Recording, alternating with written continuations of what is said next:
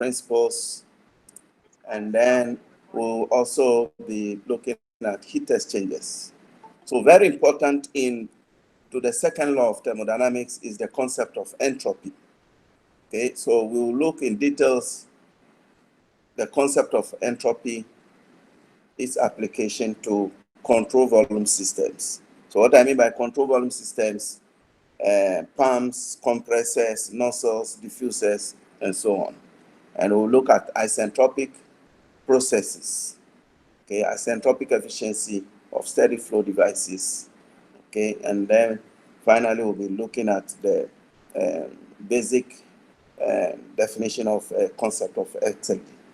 Okay, so now from the classical definition of the second law of thermodynamics, okay, the first law of thermodynamics says or provides the basic definition of internal energy associated with all thermodynamic systems, and states the role of conservation of energy. We all know that the first law of thermodynamics is the law of conservation of energy.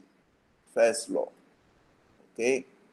The first law of thermodynamics primarily deals with the law of conservation of energy. That says that energy cannot be created nor destroyed. It can only be transformed from one state to another. For example, again, you have, let's say, a ball that is suspended in the air. So the energy stored in the air, in the ball will be potential energy. And if you release the ball, part of the potential energy will be converted into kinetic energy. Okay, so the energy is not lost in this situation.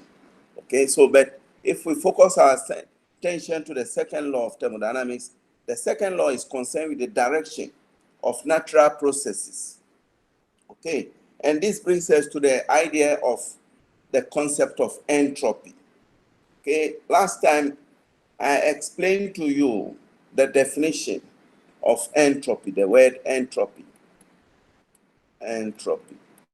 Entropy, we said, it is the degree of irreversibility or disorderliness of a system. And the entropy of all thermodynamic or all natural occurring processes, they proceed in the direction of increase in entropy.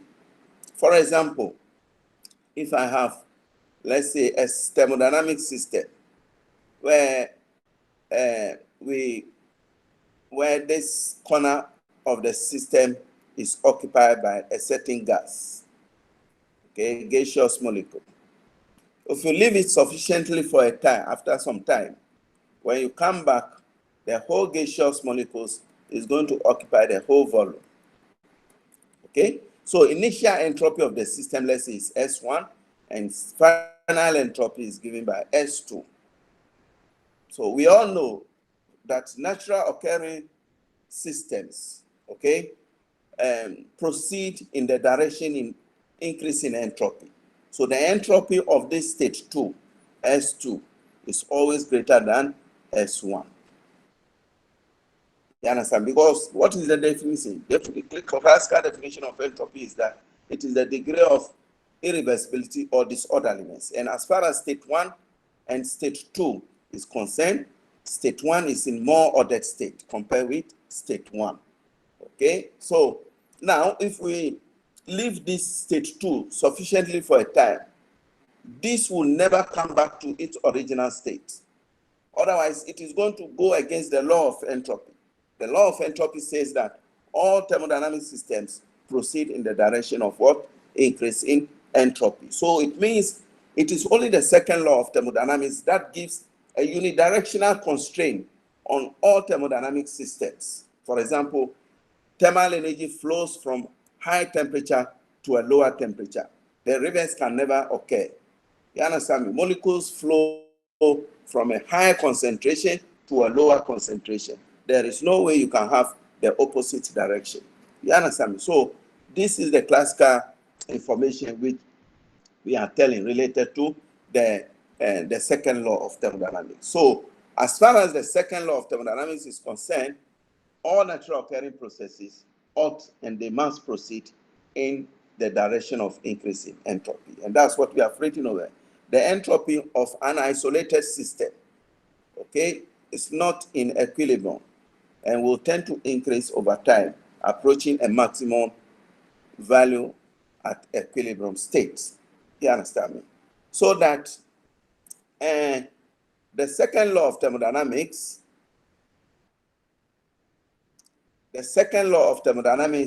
gives a one-way direction for all occurring processes. It says that all natural occurring processes need to proceed only in one direction. For example, again, you see, as human beings, we have hair in our head. So our hair, as time goes on, we get old age, so 40 plus, then we start having what? Gray hair. So there is no way you can convert the gray hair back to black. You understand? Otherwise, then again, it will go against the law of entropy. Entropy is a term which imposes a unidirectional constraint on all natural processes in this way. And then we have mentioned also that in an actual thermodynamic processes, a process must satisfy both the first law and then the second law of thermodynamics. Okay, so in any thermodynamic system, both the second and the first law need to be satisfied, which means that as far as the first law is concerned, or the first law of thermodynamics is concerned, the energy has to be conserved, especially at steady state condition. And the entropy of the system at the end of the day has to proceed in the direction of increasing entropy. So now let us look at the basic or the major use of the second law. So one of the basic use of the second law is that it gives us the direction, okay, the direction of processes, or identify the direction of processes. Okay, so for example, again, I have told you that if I have a system over here in which I have a fluid, gas, in this corner of the system, if you leave it sufficiently, after some time, it will occupy the whole of this. So naturally, this system proceeds in this direction, in the direction of increasing entropy. And secondly, the second law also asserts that energy has both quality and quantity. So what it means by this is that, let's say, in any thermodynamic system, for example, in the internal combustion engine. In the internal combustion engine, normally what happens is that air fuel is admitted into the cylinder, and then there will be some combustion taking place. Now, after the combustion has taken place, there will be some heat generated. Okay, so heat will be generated around the cylinder, and this heat, as far as the heat is concerned, is a waste heat which cannot be used to do anything, and it is defined from here. So delta S, the change in entropy of a system, is always equals to the heat added to the system divided by the absolute temperature. So you can say Q equals to T delta S of the system. So that this heat is what we call the energy loss or the heat loss. So any system in which the heat loss is very, very high, then it means that delta T, okay, T delta T is very, very high as well. You understand me? So there will be more heat loss. So that here, if we look at the amount of fuel or the energy which is supplied to the thermodynamic system, and then the work delivered by the piston. So this tells us that not all or all of the fuel can be converted into mechanical work of the piston. Part of the energy will be lost as an exhaust. Let's say we input, let's say about 100 kilowatts of energy of the fuel. And then eventually, so part of this 100 kilowatts is converted into mechanical motion of the piston. And let's say that constitutes 70%. So the 30%, where does it go? It goes out as an exhaust. You understand me? So that the quality, the quantity of the energy which we add to the system, the quantity of the energy which we are adding to our thermodynamic system is given by this quantity. Okay, so that quantity equals to 100 kilowatts. And then the quality of the energy is the output. And this output constitutes 70%, which is used to move the piston upwards. And then the waste heat energy, which is given by 30%, goes as waste. You understand me? So this is the quality. The quality part of this energy is given by this, and that is 70%. You understand me? So that in any thermodynamic system, we have the second law also talks about the quality, and then as well as the quantity of the energy. Okay. So now, third one is that the second law of thermodynamics is also used in determining the theoretical limits for the performance of commonly used engineering systems, such as heat engines. So later on, we will highlight more on these theoretical limits. So we will come to know that the Carnot cycle has the highest efficiency compared with any other engine, heat engine, theoretically. Okay, so we will come to that later on. Yes, so now let us define what we mean by thermal energy reservoir. What is a thermal energy reservoir? A thermal energy reservoir is a thermodynamic system that has a very high or finite energy storage.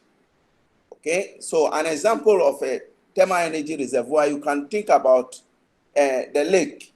So if you go to section 7, so we have a very big lake.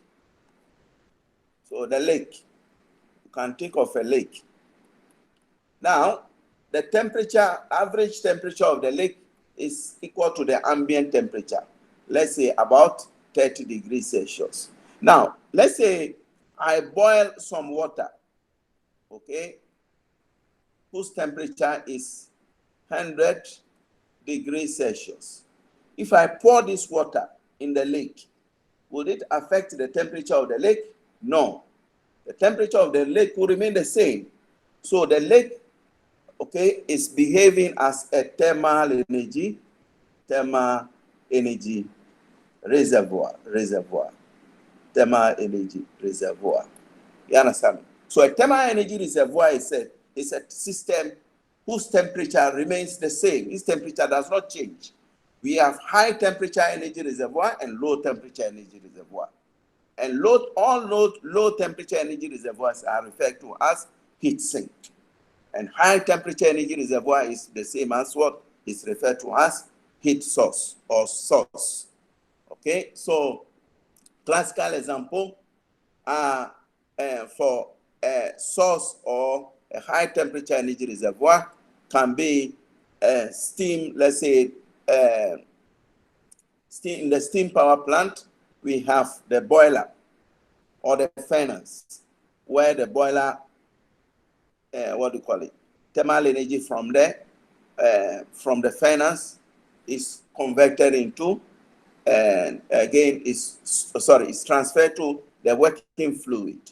Okay, so we say over here, there are two basic types, okay, of thermal energy reservoir. One is the source, the other is the sink.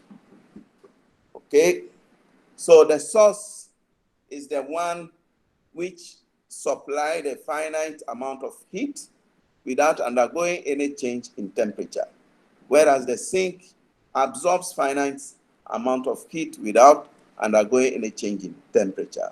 Okay, so example, the sun, oceans, lakes, rivers, and so on and so forth. Okay, so now let us look at heat engines. A heat engine is a thermodynamic system that operates between two thermal energy reservoirs, a high thermal energy reservoir and a low thermal energy reservoir. And then it converts the energy into useful work. You understand me? So we are saying over here that thermal energy reservoir or just a reservoir can be simplified model as a heat engine. So all heat engines employ a range of methods to apply heat and to convert the pressure and volume changes by mechanical motion. You understand? So heat engines involve four processes. One, it receives heat from high temperature solar energy source.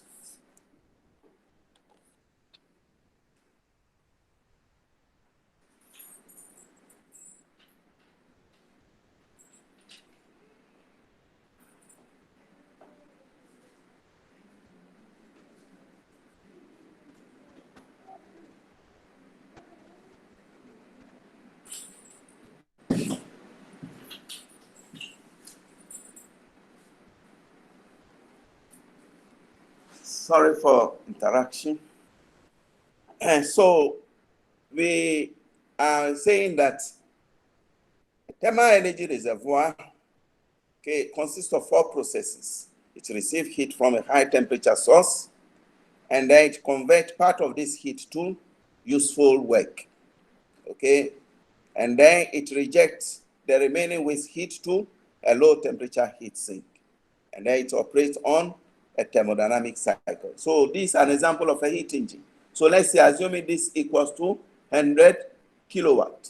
So part of this thermal energy, which is received by or from the heat source, part of it is converted into mechanical or electrical work output. Maybe this about 70 kilowatt, and then the rest of the energy is relates to the heat sink. You understand me? So in the form of waste, and this equals to about 30 kilowatt. Okay. And the basic working fluids for all heat engines, mainly for our thermodynamics, we are going to use water or steam, okay, as the working fluid. Now, this is an example, a typical example of a heat engine. So here we have you can say this is a heat source or a furnace. So the thermal energy from this furnace is transferred to the boiler. And superheated steam is produced in the boiler, and this steam is sent to what we call the turbine. So the turbine starts rotating, and eventually it produces some work output, and then eventually the thermal energy or the waste heat, which is coming out from the turbine, okay, enters the condenser. So through this, the energy is released to the heat sink. And then the fluid again is pumped through the process, the pump, and then it enters the boiler again. So this is what we call a cyclic process. You understand? It's a cyclic process. So we say Q is the amount of heat supply to the steam, and Q out is the amount of heat rejected from the steam in the condenser. So W out is the amount of work delivered by the steam as it expands. And here we add some amount of work to the pump. So that over here, the network output equals to W out minus W in. So don't say W in minus W out. It is not correct. So the network output here, let's say if you are adding a certain amount of heat into this boiler, and then let's say you are producing about, let's say, 80 kilowatts. Okay. And then the thing is that part of this 80 kilowatt will be used to operate the pump. So let's say about 5 kilowatt is used to operate the pump. So it means the network output, the net, you can say it in this way, the net profit, the one which goes out from the power plant, is given by 80 minus 5, and that gives us 75 kilowatt. Okay, so this can also be equated to this, because again, this is coming from the first law. What does the first law of thermodynamics tells us? So it says that Q in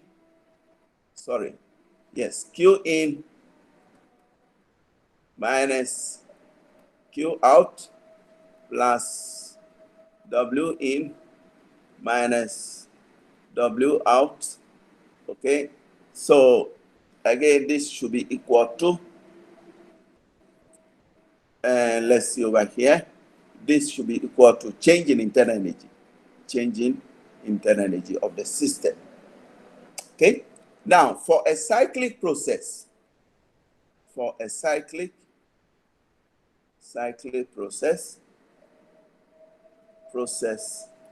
the change in internal energy equals to 0. And it is true, assuming, let's say, at this particular point, we have the internal energy that enters the turbine is given by U1.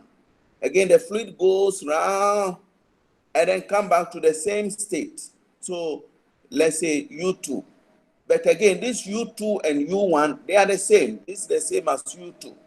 So the change in internal energy of the cyclic process is always equals to 0. You understand? So if this equals to 0, then it means that eventually we will have Q in minus Q out. This should be equal to, I'll take this to the other side of the equation. So then I will have W out minus what? W in. You understand? So then this equals to the W net. Okay, so for any thermodynamic, a cyclic process, the change in internal energy of all cyclic process is equal to 0. So whenever you want to calculate the net work output of a thermodynamic system, if you know that Q in and Q out, you can easily determine that. Okay. Now, the thermal efficiency of any thermodynamic system is defined with respect to the desired output divided by the required input. So in a thermodynamic system, what is the desired output? So, or the desired result, that is the W net. So if you are running a thermal power plant, you are making a business to produce electricity, just like TMB produces electricity and then sell to their customers. So that if TMB produces, let's say, 100 kilowatt, okay, so that is the network output. But maybe TMB bought coal or natural gas, okay, from Petronas to burn the fuel, and then that will be translated into Q in. So when you burn the natural gas, then in the furnace, then you're going to have your Q in. You understand me? So all the time, the ratio of these two parameters counts for or gives the thermal efficiency of the cycle. Okay? So we have noted that W net equals to Q in minus Q out. So if you substitute into this equation, okay, then we will get this equation. Okay, so from today, if you want to determine the thermal efficiency of any heat engine, feel free to use this equation. Okay, so these are two different heat engines operating between two heat engines. This heat engine number 1, heat engine number 2. They are operating between the same thermal energy reservoir. Oh, sorry. Yes, they are operating between a high thermal energy reservoir, which is 100 kilojoules, and this is rejecting 80 kilojoules. Sorry, it's rejecting 20 kilojoules, whereas this is rejecting 70 kilojoules. Oh, I'm very sorry. So the network output for this one is 20 kilojoules, and the network output for the second heat engine is 30 kilojoules. So which means that the one with the higher work output is going to have higher efficiency. So this will have higher efficiency compared with the first one. Okay, so conceptually, the heat engine can also be arranged in this form. Here, instead of Q in, this is the same as QH. Okay, and QL is the same as Q out. So another way in which we can define the heat engine efficiency is this. Okay, so now we will go into details about the second law of thermodynamics. According to, you see, there are various versions of the second law of thermodynamics. Okay, so we have the Kelvin-Planck statement. Okay, we have the closure statement of the second law of thermodynamics.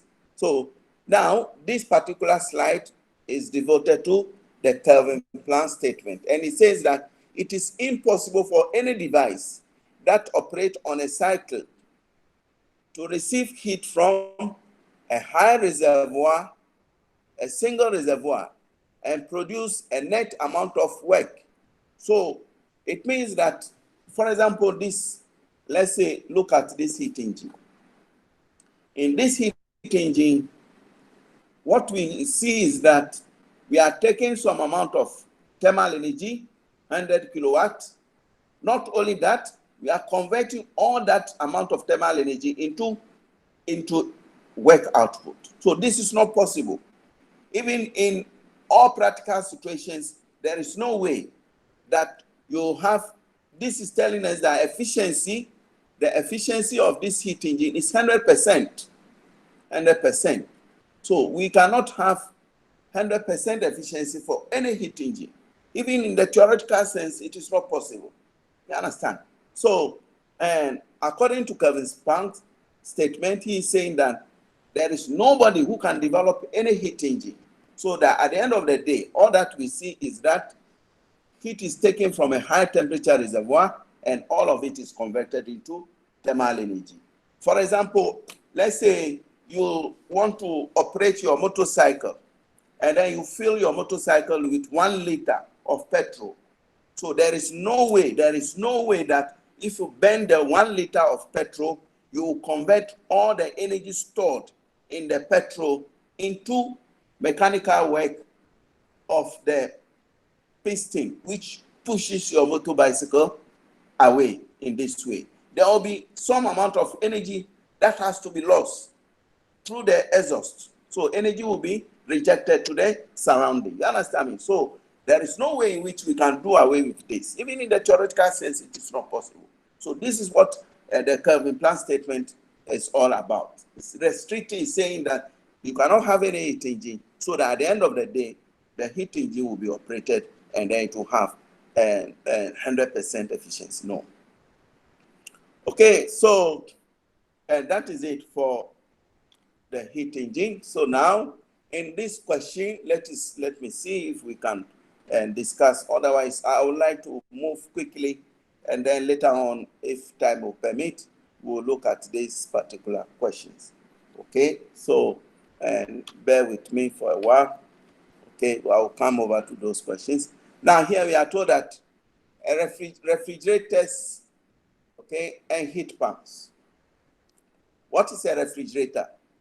A refrigerator is a device that takes, okay, heat from a low temperature reservoir, compartment, or refrigerator space, and then give the heat to the surrounding. You understand me? So refrigerators and heat pump, they are devices that moves heat from from one location to another location using mechanical work to convert the work to heat or heat engine operating in a reverse. Okay, so we can name this. This could also be a heat engine that is operating in a reverse. So you see, in a heat engine, instead Q comes into the boiler and then heat is rejected. But here, the heat is being taken from the refrigerator space. You understand? So this is a reverse form. So now a refrigerator is used to maintain the refrigerator space at lower temperature.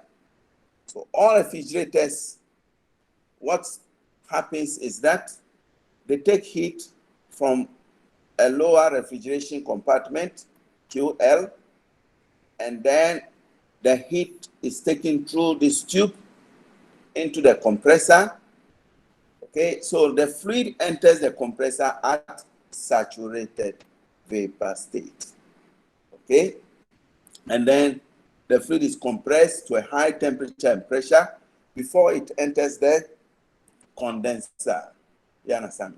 So the job of the condenser is to release the heat to the surrounding. You see, even in your domestic refrigerations that we have in our homes, if you put your hand behind your refrigerator, there is something like a grill behind your refrigerator, and you see that your hand, you'll be feeling some heat coming out from the back of the refrigerator. That is the operation of the condenser. The job of the condenser is to release the heat to the surrounding. And then eventually, when the fluid is cooled down, then it becomes saturated liquid state. Then it enters the expansion valve and then goes through the cycle again this way. Okay, so now refrigerators, their performance is based on COP, refrigerators and heat pumps. So what is COP?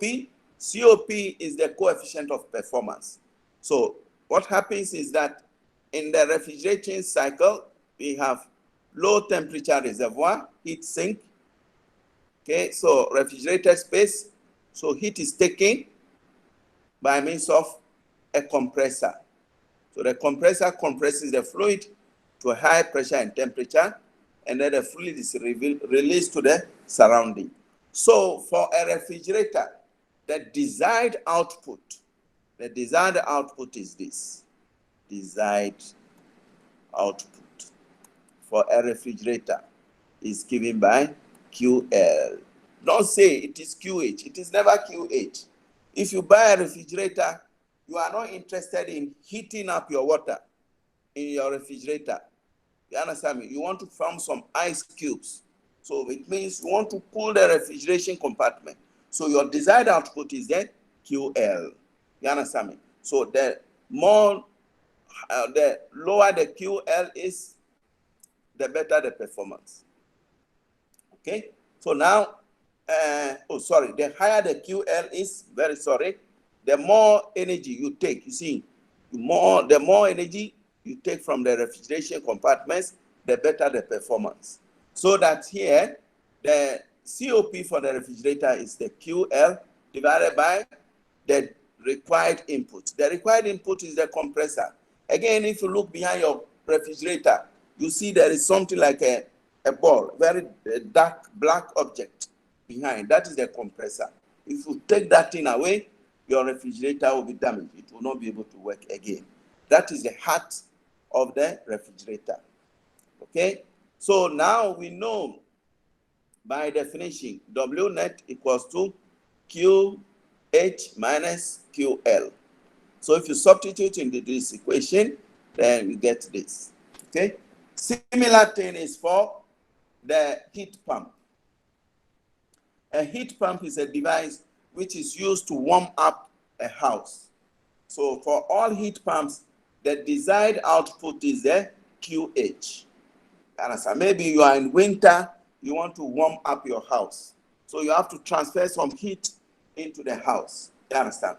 Okay, so then again, similarly, the COP for the heat pump is given by the desired output divided by required input. Desired output is H divided by W net, and W net is QH minus QL. So this could be also written in this form. Now, the relationship between COP for heat pump and COP for refrigeration is given by this equation. Okay. Now, let us look at the second law of thermodynamics. So now we have looked at the Kelvin-Planck statement. Now let us look at the Clausius statement of the second law of thermodynamics. And it says that it is impossible to construct a device that operates in a cycle and produces no other effect than to transfer heat from a lower temperature to a higher temperature reservoir. You understand me? So we all know from our background of thermodynamics or heat transfer that heat transfer only takes place from a higher temperature to a lower temperature. You understand me? So the reverse can never happen. There is no way in which we can transfer heat from a lower temperature reservoir to a high temperature reservoir without the assistance of any device. Means that if the compressor over there here is absent, you cannot have transferring this amount of energy through this refrigeration compartment into the surrounding or environment like this. So it's not possible. Okay, so that's the Clausius version of the second law. So now we've talked about the Kelvin-Planck statement. Now we talk about the Clausius statement. Okay, so the equivalence of the two statements is that the Kelvin-Planck and then the Clausius statement of the second law. Okay, now we can prove this. Okay, so but again, this is not so much of any interest. Nobody will ask you to prove this in exams. But all that you want to know is that if we have a heat engine, okay, so this heat engine is behaving as if it is converting all the heat into mechanical work. Okay, and then we have a refrigerator that is taking heat from here to a high temperature reservoir without the assistance of any work input, except from this heat engine. Okay, so this will be something like a perpetual heat engine. So according to the Kelvin-Planck statement, you cannot have this to be operating. And then also according to the Clausius statement, there is no way in which heat can flow on its own from a lower temperature reservoir to a higher temperature reservoir.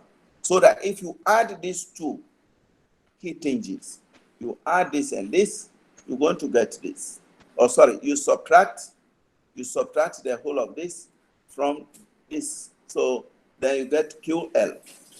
And then also the remaining one is here. So by the end of the day, all that we see is that heat is flowing from a low temperature to a high temperature, which is not valid, okay, according to the Clausius statement of the second law of thermodynamics. So now we look at concept of reversible and irreversible process.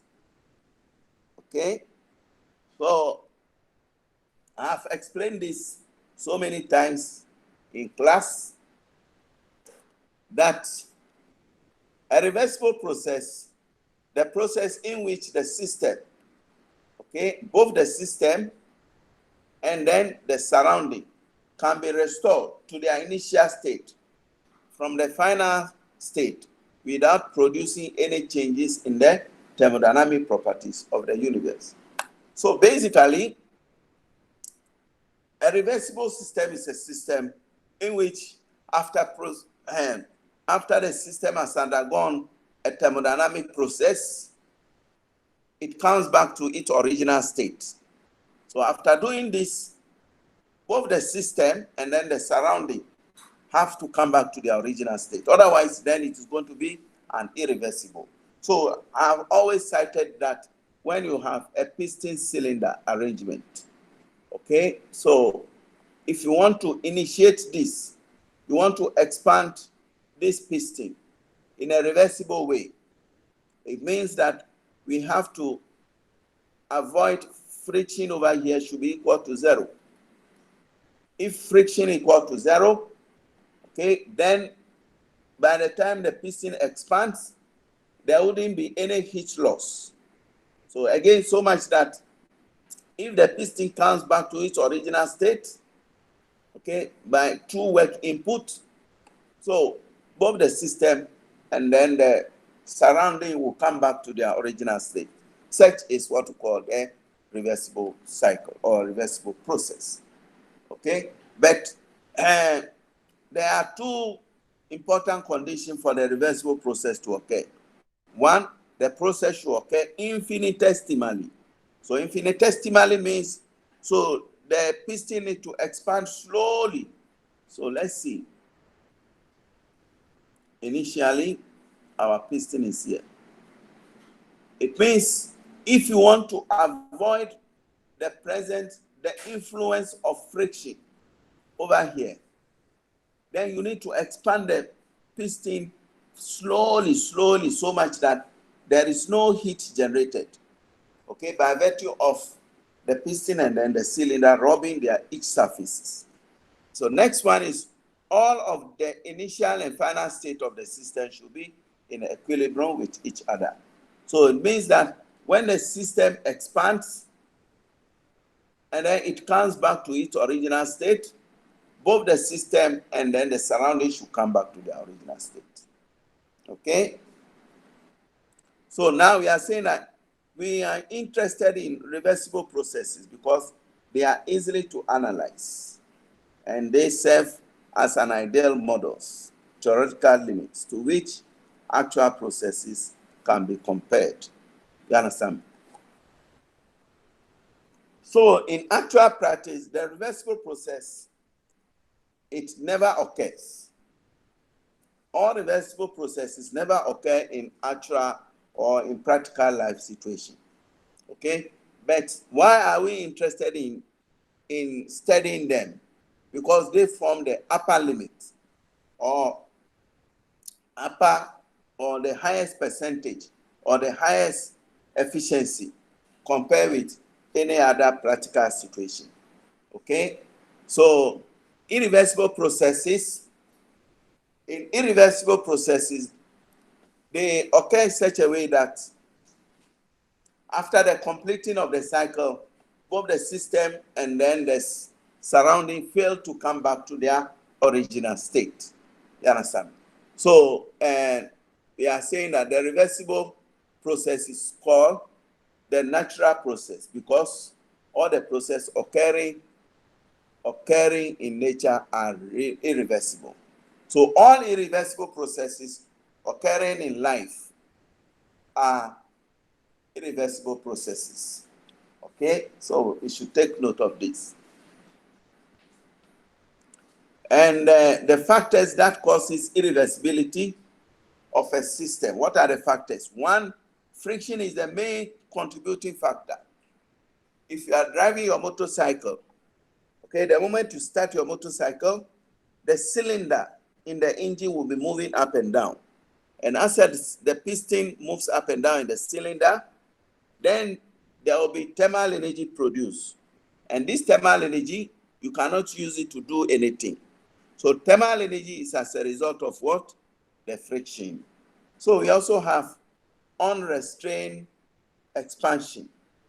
Unrestrained expansion means that maybe you blow air inside a balloon, suddenly it bursts hole like that. So that is what we call unrestrained expansion. It's an irreversible process. And then mixing of two fluids. Mixing of two fluids is also an irreversible process. Let's say if I mix alcohol, pure alcohol, okay, so pure alcohol and water, okay, so it forms a solution in which we cannot separate the two from each other. You understand? So this is an irreversible process. Okay, so heat transfer across finite difference is also an irreversible. Electrical resistance, inelastic deformation of solids, and so on like that. Okay, so now we want to look at internally reversible process. What do we mean by internally reversible process and externally reversible process. Okay, so let us look at this diagram first. So I've told you, you see, when we say no irreversibility inside, if there is no irreversibility inside, then it means that the temperature distribution inside a system is uniform. There is no temperature gradient whatsoever. So this is what we call internally reversible. You understand me? So that, again, if we compare with this second system, the temperature difference. So the temperature within the system is the same, it's uniform, 20 degrees Celsius. But again, the temperature difference between a system and then the surrounding, let's say we put it on a hot plate whose temperature is 20.0001. So since the temperature difference between the system and then the surrounding is also very small, this is externally reversible and internally reversible. But if you look over here, the temperature difference between the system and then the surrounding is very great. So delta T here is about 10 degrees Celsius.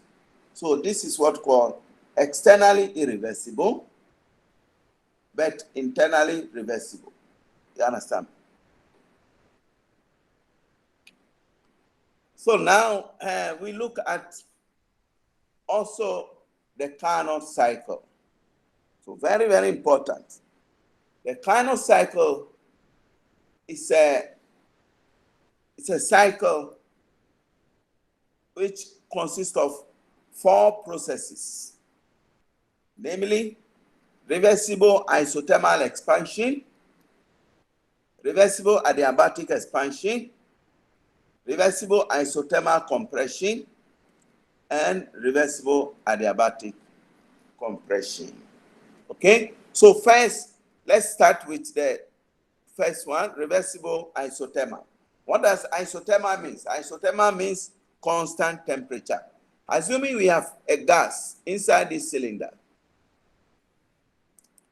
Now, if we want to expand the gas in the cylinder isothermally, means the temperature should not increase nor decrease. It should remain the same. So you and I, you will know that if you have a thermodynamic piston cylinder system, if we expand the gas, the temperature of the gas is going to decrease. Because of what? It uses part of its internal energy to push the piston upwards. So its temperature is forced to decrease. But since we want to maintain a constant temperature, immediately heat is transported to it. Okay, so I always say that, let's say you go to the gym, you want to lose some calorie, and then you go to the gym, you start carrying some weight. But as you carry some weight, you burn some weight, immediately you are consuming some amount of food. You understand me? So that is going to replenish the calorie. So by the end of the day, you come out of the gym, still the same calorie which you went to the gym is the same as at the end. You understand me? So such is the what do you call it? The isothermal expansion. Okay? So now, next is when the piston reaches state 2, now we remove the heat source and then we insulate the whole piston cylinder. So now, as the piston continues to expand from state 2 to state 3, now temperature will be dropping. Okay? And this process is called adiabatic expansion. Adiabatic means heat is not allowed to flow in and out, but temperature can decrease. And then next we have isothermal compression from 3 to 4. Isothermal compression. In isothermal compression, when you compress the gas, the temperature of the gas will try to increase. But since you don't want the temperature to increase, you want it to maintain at constant temperature, immediately you take out some heat from the system. Now, when the system reaches state 4, then you insulate again, then you continue to expand again. So such is the last process. Okay? So now the PV diagram for a Carnot cycle is what we have on the diagram, on the slide. So first we have on a PV diagram, we have isothermal expansion followed by adiabatic, okay, in this way. Okay, so adiabatic expansion. Then similarly, we will have isothermal compression, which is accompanied by this. And then we have adiabatic compression. So we have state 1, 2, 3, and 4, like this. Okay? So if we look at both figures, we discover that on one side, the heat is being taken from the high temperature reservoir and is released to a low temperature reservoir. Okay? And the network output for the Carnot cycle is the area under this graph. And over here, if we look, this is what we call the reverse Carnot cycle. Reverse Carnot cycle means now instead of the heat coming in, here the heat is going out. So reverse Carnot cycle is the same as what? Refrigeration cycle or a heat pump. You understand?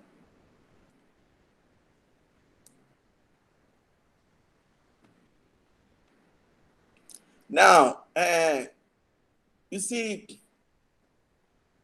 the efficiency of an irreversible heat engine is always less than the efficiency of a reversible heat engine, operating between the same two temperature reservoirs. Okay? So assuming we have high temperature reservoir number 1 and a low temperature reservoir number 2. And we have 3 different heat engines. Heat engine number 1, number 2, number 3. Now, this heat engine is irreversible. And this is reversible. This is also reversible. So for all reversible heat engines, their thermal efficiency, that is thermal efficiency for heat engine number 2, should always be greater than heat engine number 1. You understand me? Because in irreversible heat engine, there will be friction, there will be heat loss, there will be so many turbulency, which will account for the losses. You understand me? So eventually there will be some losses compared with the reversible. In a reversible, it's a frictionless. There is no heat loss. You understand me? So maximum amount of work can be gotten. But again, since these 2 heat engines, number 2 and number 3, are the same reversible, they will have the same efficiency. You understand? So then this is the proof also from here. Okay, so it's not so much necessary. Also, important thing I want us to know over here is that for any reversible heat engine, the ratio of QH to QL is always equal to TH divided by TL. Okay? And the temperature for the heat engine is always in Kelvin. Okay? So, like this. So that if we have already defined that the thermal efficiency of any heat engine is given by this, this equation applies to both reversible and irreversible. You understand? So, but classically for a Carnot heat engine or for a reversible heat engine, we can say like this, that from this equation where we have efficiency 1 minus QL divided by QH, but we know that for any reversible heat engine, QH divided by QL, QH over QL equals to TH divided by TL. So in this equation, wherever I see QL, I'll put TL. Wherever I see QH, I'll put TH. So the thermal efficiency for the reversible heat engine can also be written like this. Okay? So that in conclusion, the thermal efficiency for any heat engine can be, if it is less than a reversible heat engine, okay, then that heat engine is irreversible. So means this is irreversible. And if they are equal, if this and this are equal, then they are reversible.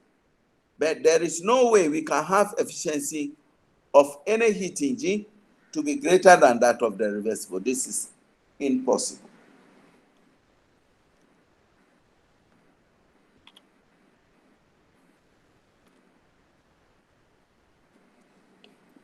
Okay, so the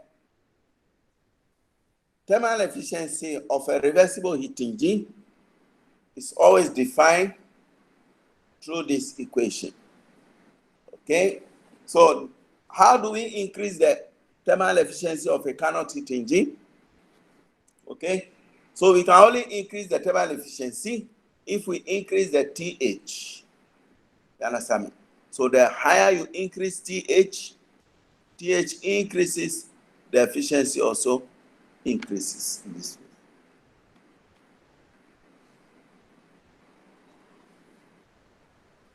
So now we come to a heat pump. So a heat pump is a device, again, which is used to pump a fluid, take heat from a lower temperature to a higher temperature. Okay. So here again, we consider 3 different heat pumps. Heat pump number 1, number 2, number 3. Okay. So the coefficient of performance for reversible heat pump is 11. And for, again, irreversible, this is 7. And this is not possible. We cannot have the COP for irreversible refrigerator to be greater than that of the reversible counterpart. You understand? So the summary is similar to that of the refrigerator.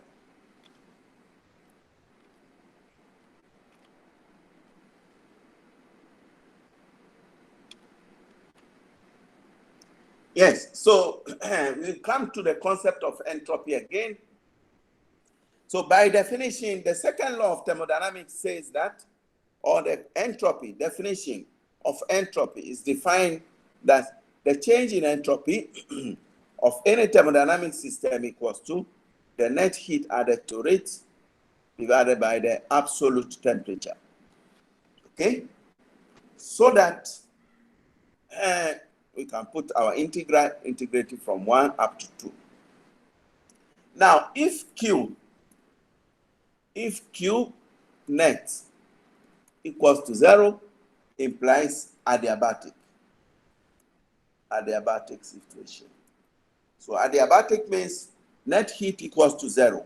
So it implies that delta S will be equal to 0.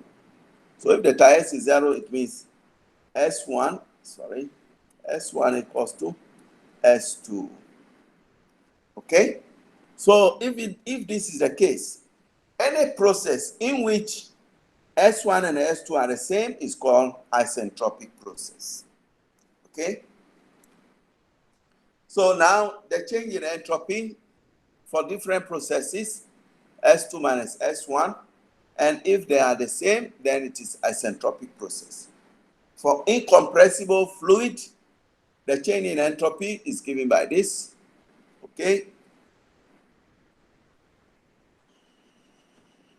And then also we have for an ideal gas, the change in entropy of an ideal gas can be established from this equation. So we have already seen this equation again in chapter 3. Okay? So later on, we'll come to make use of these particular equations. Now we come to isentropic efficiency of steady flow devices. Okay, so what is a steady flow device? Compressors, pumps, nozzles.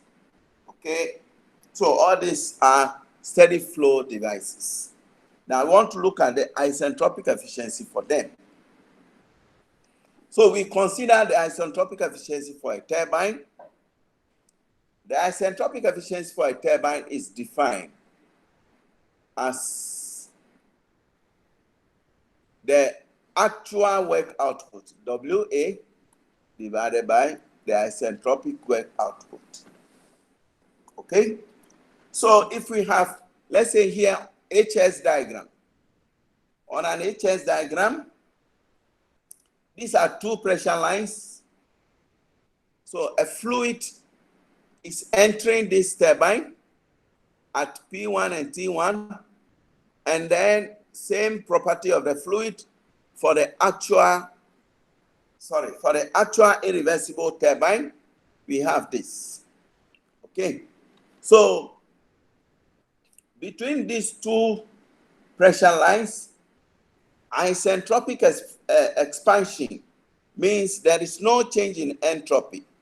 So here S1 equals to, X1 equals to S2. You understand? So during the expansion, we move downward, vertically downwards. S1 equals to S2. So now the entropy that corresponds to S2, 2S is this. The entropy that corresponds to 1 is this. So that the difference in the entropy gives us WS. WS equals to HS, H2S minus H1. Okay. And similarly, for the actual, here S1 is not equal to S2. Okay. So it means that there is always increase in the entropy for actual process. But for actual process, we have a situation like this. Okay, so that corresponds to the WA. Okay, so that the isentropic efficiency for a turbine is always equal to WA divided by WS. Okay. Then we come to isentropic efficiency for compressors and pumps. So it is similar case for a compressor. Okay, so a compressor operating between two pressure lines, a high pressure line and a lower pressure line is this. So when we compress the fluid isentropically, means we are moving from state 1 up to state 2. Okay, isentropically, S1 equals to S2. So that this line corresponds to WS. And then for the actual compression is denoted by the dotted line. Okay, so and that corresponds to WA. So that the isentropic efficiency for the compressor is WS divided by WA, which is this. Okay, so I've told you again, WS is the same as V, okay, the specific volume of the fluid times the change in pressure of the system.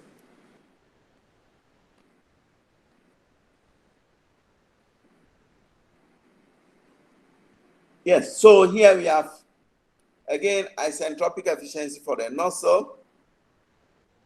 Okay, so a nozzle, again, if it's a fluid and used to increase the velocity of a fluid at the expense of the pressure. So if you have the inlet pressure to the nozzle is this, exit pressure is this. So at the inlet it's at a high pressure, and at the exit it has a low pressure, like this. So I said its isentropic efficiency is H1 minus H2S divided by H1 minus H1 minus H2A divided by H1 minus H2S. Okay, so if we look at the first law of thermodynamics for a nozzle, it is given by this equation. Okay, so we can substitute or determine H1 minus H2S using this equation. You understand? Which is given by this. Yes, so we have almost done. Okay, so we will be stopping very soon and then we'll look at questions later on. Okay, so maybe in our next meeting will be devoted strictly to question and answers in this way. Okay, so the last section of this particular page talks about the concept of exergy. What is exergy? So exergy is the available amount of high-grade energy, or the high-grade energy which is available to do a certain amount of work.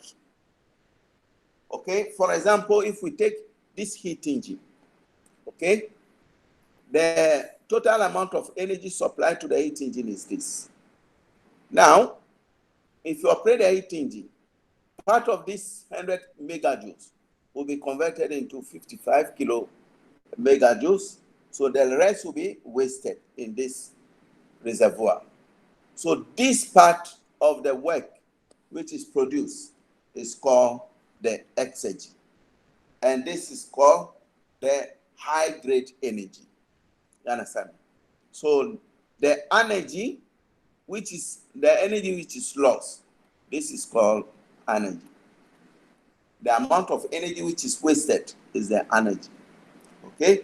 So a low-grade energy, however, is a low-grade energy is that energy that cannot be completely converted into work in a cyclic process.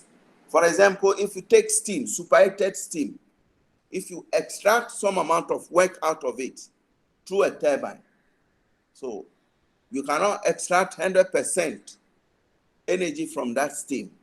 And that steam is what we call the low-grade energy. And a high-grade energy, we can say, is electricity, electrical energy.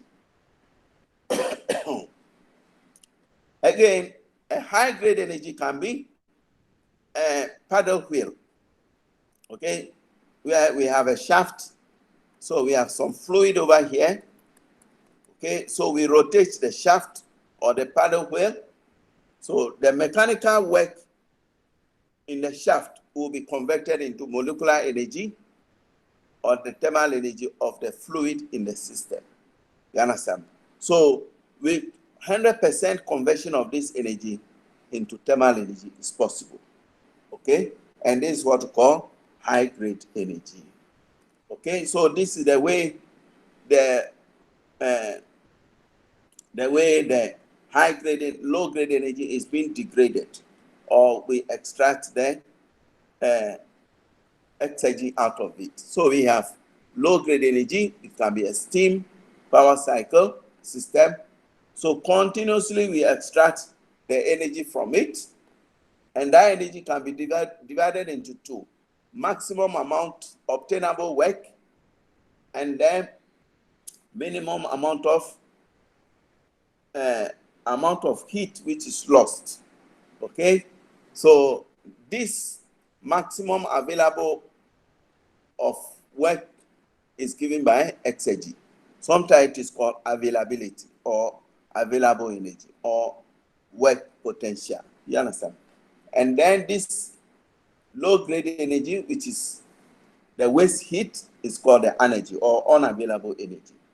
Okay, so with respect to the heat engine, these are the various energy system which is used to describe it.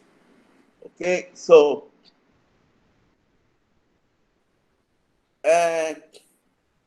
here the last part of the slide talks about the exergy with respect to the environment. Okay, so if I have, let's say, a thermodynamic system where temperature of the system is known, pressure is known, and then the ambient temperature. You see, the ambient temperature and the thermodynamic system, they have similar properties, temperature and pressure. So for this thermodynamic system, we can never, we will say that this system is in equilibrium with the surrounding. And we refer to this system as a dead state. So a dead state system is that system where we cannot extract any amount of useful energy from it. Or if we have a fluid whose initial temperature is T equals to 100 degrees Celsius, if we continue to take some energy out of it and we bring the fluid down to the ambient temperature, that is 25 degrees Celsius, and pressure equals to 1 atm, so then at that state, the fluid is said to be in the dead state. So a system is said to be in the dead state when it is in thermodynamic equilibrium with the surrounding. Okay? So now, a system delivers the maximum possible work as it undergoes a reversible process from the specific initial state to the state of its environment. Okay, that is the dead state. Okay, so I think, so now exergy represents the upper limit on the amount of work a device can deliver without violating any thermodynamic laws. Okay, so I think this brings us to the end of this particular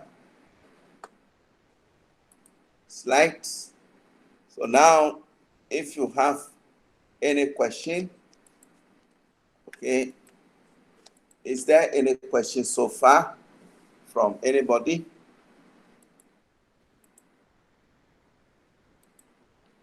So I hope everything is understood.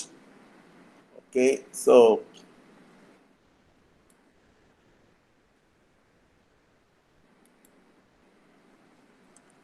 so somebody has responded that there is no question.